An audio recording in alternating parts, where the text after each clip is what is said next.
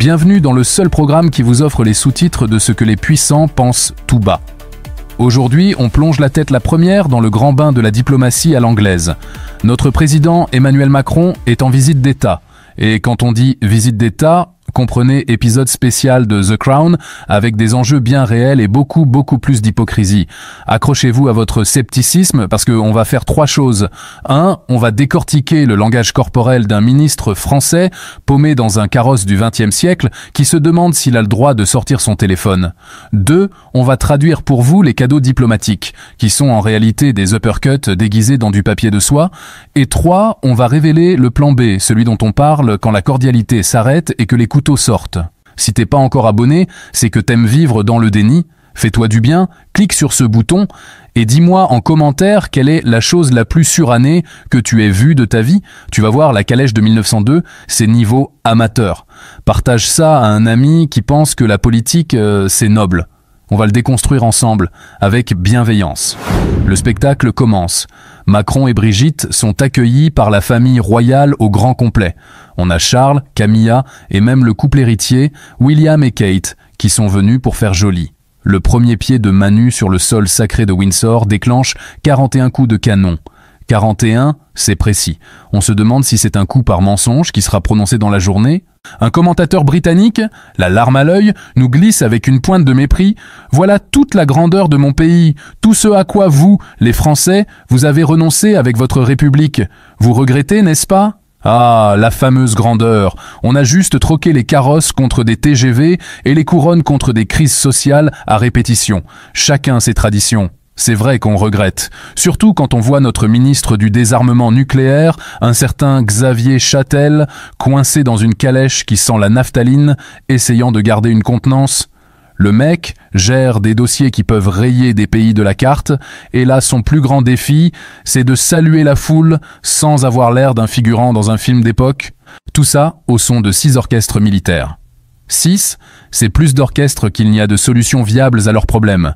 Le but est clair, faire tellement de bruit et de faste que personne n'entende les dents qui grincent. Et ça marche. Regarde-les, souriant, agitant la main. Mais reste avec moi, on va gratter le vernis. Parlons peu, parlons cadeau. Parce que c'est là que l'ironie devient un art majeur. La diplomatie, c'est comme un repas de famille qui tourne mal. On ne se dit pas les choses en face. On les emballe.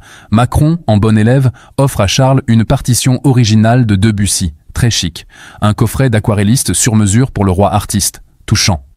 Et là, le coup de génie. Une trompette de la garde républicaine. Souviens-toi, la dernière fois, c'était un cheval. Maintenant, la trompette.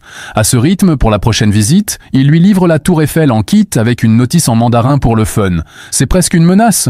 On va vous équiper tout l'orchestre, vous allez voir. Mais le chef-d'œuvre, la cerise sur le scone, c'est le panier gourmand. Un panier de produits français siglé Élysée. Sauf que le roi Charles, dans son trip mystico-écologique, a banni de son alimentation l'ail, l'oignon et le foie gras. Je te laisse imaginer la réunion au service protocole. Bon les gars, un panier gourmand pour Charles.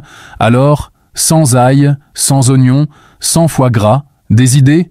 Le stagiaire a dû proposer des biscuits gerblés et une bouteille de cristalline. On offre donc un panier saveur de France, qui a le goût de l'eau tiède. C'est plus de la diplomatie, c'est de la performance artistique. Ça te choque pas, toi, ce niveau de foutage de gueule feutrée ? Allez, fini de rire. On enlève les chapeaux à plumes et on met les mains dans le cambouis. Pendant que nos ministres découvrent le mal des transports en calèche, les vraies discussions ont lieu. Et c'est moche. Le sujet numéro 1, l'immigration. Les fameux small boats.